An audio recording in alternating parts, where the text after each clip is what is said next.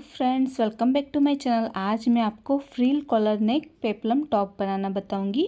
तो उसके लिए मैंने ये 2 मीटर क्रेप का फैब्रिक लिया हुआ है। आप इसे अपनी पसंद से किसी भी फैब्रिक में से बना सकते हैं। तो चलिए सबसे पहले हम टॉप पार्ट की कटिंग करेंगे। तो फैब्रिक को मैंने 4 फोल्ड करके बिछाया हुआ है। जो मेरी साइड है वो इसकी बंद वाली साइड है और जो ऊपर की साइड है वो इसकी खुली हुई साइड है। इसी तरीके से मैंने इसे 4 लेयर में बिछाया हुआ है। और देखिए टॉप पार्ट की जो लंबाई मैंने रखी है वो 15 इंच की रखी है। 14 इंच तक की लंबाई हमारी बनकर रेडी होगी। अभी शोल्डर के लिए हमें 7.5 इंच पर निशान लगाना है, क्योंकि हम इसमें कॉलर नेक बनाने वाले हैं। तो शोल्डर हमें 7.5 इंच का ही लेना है, इससे कम नहीं लेना है। और आर्म होल की लंबाई के लिए भी हमें 7.5 इंच पर ही निशान लगाना है। 7.5 इंच पर निशान लगाते हुए एक सीधी लाइन ड्रॉ कर देनी है। जितना हमने शोल्डर लिया है उतना ही हमें आर्म होल भी लेना है। अभी यहाँ से हम चेस्ट का मेज़रमेंट लेंगे। तो आपकी चेस्ट का जो भी मेज़रमेंट हो उसका चौथा भाग करना है और उसमें हमें 2 इंच ऐड कर देना है सिलाई मार्जिन के लिए। तो मैंने 11 इंच पर निशान लगाया है।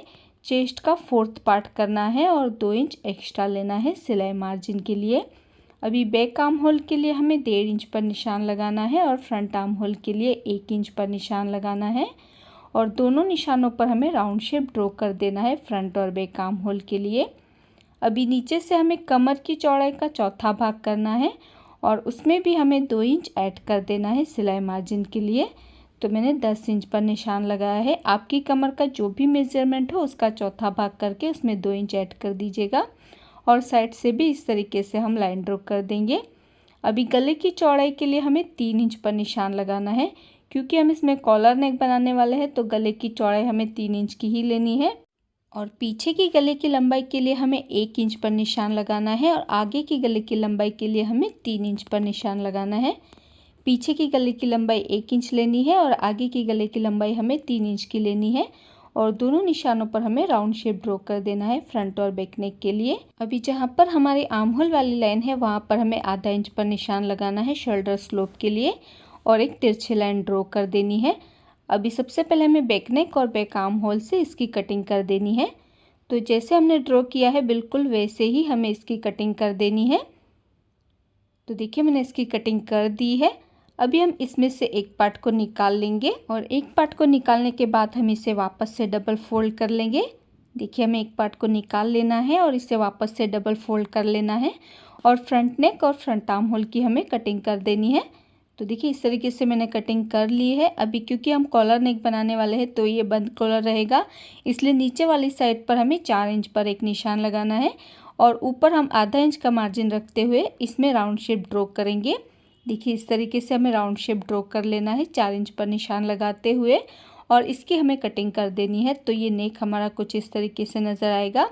अभी हम स्लीव की कटिंग करेंगे। तो फैब्रिक को मैंने 4 फोल्ड करके बिछाया हुआ है।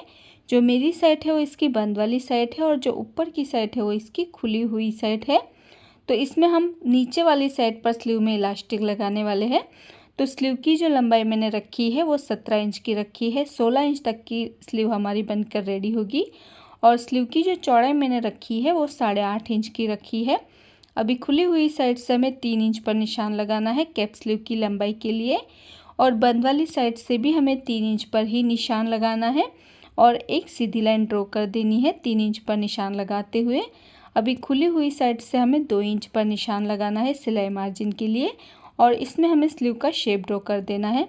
ऊपर से हम कोई भी प्लीट्स नहीं लगाने वाले हैं, इसलिए नॉर्मल स्लीव की तरह ही हमें शेप ड्रॉ कर देना है। अभी देखिए नीचे से जितनी भी आपकी स्लीव की चौड़ाई हो उसमें आपको 3 इंच एक्स्ट्रा लेना है, क्योंकि नीचे की साइड पर हम इलास्टिक लगाने वाले हैं, इसलिए नीचे से हमें 3 इंच एक्स्ट्रा लेना है। तो मेरी जो स्लीव की चौड़ाई है वो 5 इंच की है और 3 इंच मैंने एक्स्ट्रा लिया है। तो मैंने 8 इंच पर निशान लगाया है और साइड से भी हमें लाइन ड्रॉ कर देनी है। अभी हमें स्लीव की भी कटिंग कर देनी है। जैसे हमने ड्रॉ किया है बिल्कुल वैसे ही हमें स्लीव की भी कटिंग कर देनी है। तो देखिए मैंने स्लीव की भी कटिंग कर दी है और ये हमारी 2 स्लीव है। अभी देखिए बॉटम पार्ट के लिए बचा हुआ मेरा फैब्रिक था, उसे मैंने ट्रायंगल शेप में 4 फोल्ड करके बिछाया हुआ है। जो मेरी साइड है वो इसकी बंद वाली साइड है और जो ऊपर की साइड है वो इसकी खुली हुई साइड है। इस तरीके से मैंने इसे ट्रायंगल शेप में बिछाया हुआ है। अभी फ्रंट और बैक वाले दोनों में से कोई भी एक पार्ट को लेना है और ऊपर वाले कोने पर रखते हुए इसे ड्रॉ कर लेना है। उसके बाद आधा इंच ऊपर की तरफ करते हुए हमें राउंड शेप में लाइन ड्रॉ कर देनी है कमर की चौड़ाई के लिए। अभी बॉटम पार्ट की लंबाई के लिए मैं 15 इंच पर निशान लगाऊंगी। तो पूरा जो हमारा टॉप पार्ट बनकर रेडी होगा वो 28 इंच का होगा। आप बॉटम पार्ट की लंबाई कम या ज़्यादा भी कर सकते हैं। अभी ऊपर से भी देख लेंगे कि कितना मेज़रमेंट आया है। तो मेरा ये 23 इंच का मेज़रमेंट आया है, आपका कम या ज़्यादा भी हो सकता है। अभी पूरे में हमें 23 इंच पर निशान लगा देना है और 23 इंच पर निशान लगाते हुए हमें राउंड शेप ड्रॉ कर लेना है और हमें इसकी कटिंग कर देनी है। तो ऊपर से आधा इंच मार्जिन छोड़ते हुए ही हमें कटिंग करनी है। तो देखिए इस तरीके से बॉटम पार्ट की भी कटिंग हो चुकी है। अभी एक साइड इसकी बंद वाली साइड है तो इसे भी हमें कट करके अलग कर देना है ताकि ये दो पार्ट हो जाए, एक आगे के लिए और एक पीछे के लिए। तो देखिए मैंने कटिंग कर दी है और ये दो पार्ट है, एक आगे के लिए और एक पीछे के लिए। अभी देखिए जो फ्रंट वाले पार्ट में हमने हॉल बनाया था तो उसी शेप की हमें अलग से पट्टी कट कर लेनी है। आप चाहे तो बुकरम पर भी इस पट्टी की कटिंग कर सकते हैं और पट्टी को सीधी साइड से रखते हुए हमें इसके ऊपर सिलाई लगा देनी है। और सिलाई लगाने के बाद पट्टी की जो तीनों साइड की बॉर्डर है उसे आधा इंच तक फोल्ड करते हुए इसके ऊपर सिलाई लगाकर पट्टी को उल्टी साइड पर पलट देंगे। तो देखिए मैंने पट्टी को अटैच कर लिया है। बाद में तीनों साइड से हम इसके ऊपर हैंड स्टिच कर देंगे। अभी देखिए फ्रंट वाला पार्ट हमें सीधा रखना है और उसके ऊपर बैक वाला पार्ट हम उल्टा रखेंगे और इसके शोल्डर जॉइंट कर लेंगे दोनों साइड से। तो ये देखिए मैंने इसके शोल्डर जॉइंट कर लिए है दोनों ही साइड से। अभी हम पहले इसमें कॉलर अटैच कर लेते हैं, तो उसके लिए हम कॉलर को रेडी करेंगे। तो उसके लिए मैंने ये पट्टी कट की है और इसकी चौड़ाई मैंने 3 इंच की रखी है और इसकी लंबाई उतनी ही लेनी है जितनी हम फ्रिल बना सके गले के लिए। अभी सबसे पहले पट्टी की जो किनारी वाली बॉर्डर है उसे हम डबल फोल्ड करते हुए इसके ऊपर सिलाई लगा देंगे। देखिए इस तरीके से हमें सिलाई लगा देनी है। उसके बाद पट्टी को हम इस तरीके से फोल्ड कर लेंगे और पूरी पट्टी में हमें किनारे पर सिलाई लगा देनी है ताकि हम फ्रिल बनाते वक्त बहुत ही आसानी से फ्रिल बना सके।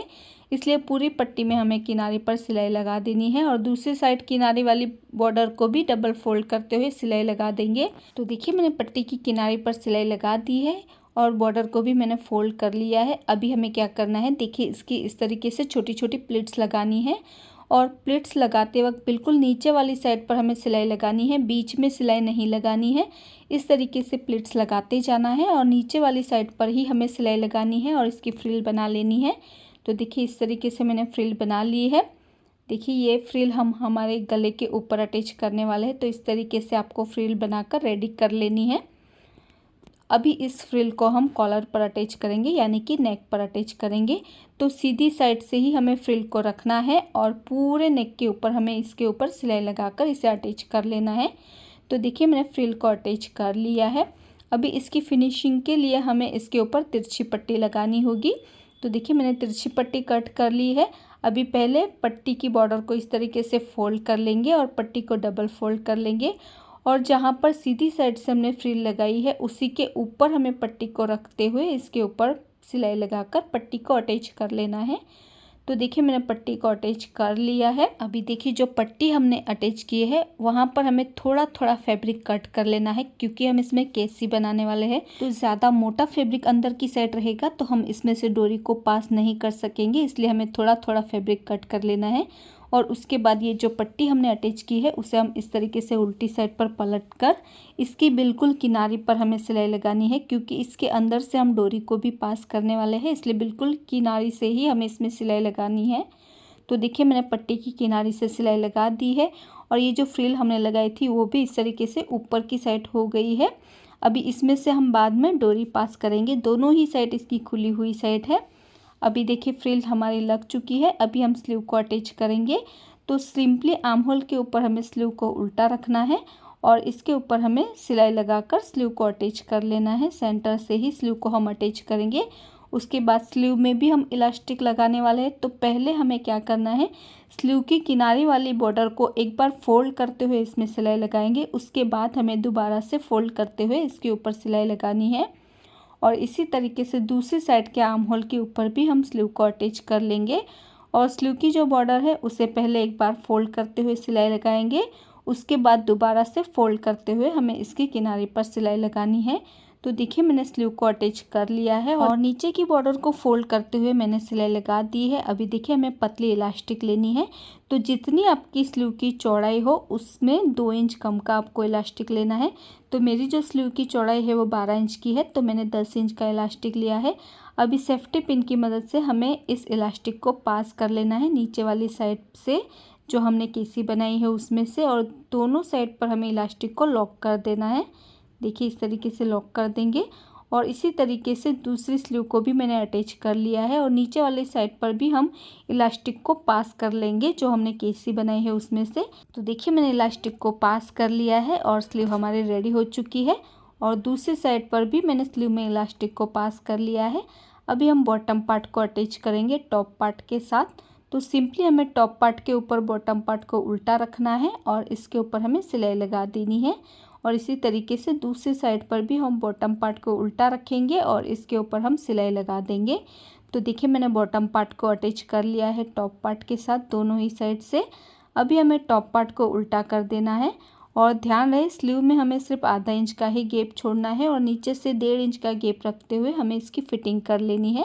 तो दोनों साइड पर हमें इसकी फिटिंग कर लेनी है। उसके बाद नीचे की जो किनारी वाली बॉर्डर है उसमें आप चाहे तो स्टिच भी करवा सकते हैं या फिर इसकी बॉर्डर को डबल फोल्ड करते हुए इसमें सिलाई भी लगा सकते हैं।